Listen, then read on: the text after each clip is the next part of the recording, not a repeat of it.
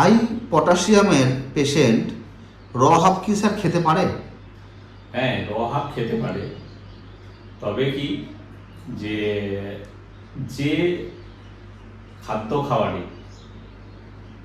খাদ্য খাবারে potassium high রয়েছে সেটাকে স্টিম করলে তার লাইভ এনজাইম নষ্ট হয়ে যায়।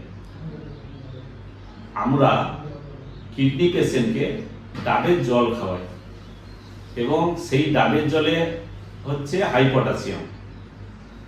আমরা কি করি যে ধীরে ধীরে তাকে চায়ের মতো করে 1 কাপ ডাবের জল কিডনি পেশেন্ট খেতে পারে।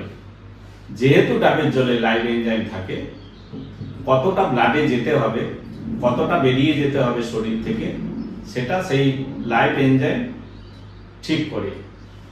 যার জন্য কিডনি পেশেন্টের র হাফ খেলে কোনো অসুবিধে নেই, কিন্তু খেতে হবে ধীরে ধীরে এবং এক্সট্রা যেটা পটাশিয়াম সেটা বেরিয়ে যাবে এবং যেটুকু ব্লাডে দরকার আছে সেটুকুই ব্লাডে যাবে।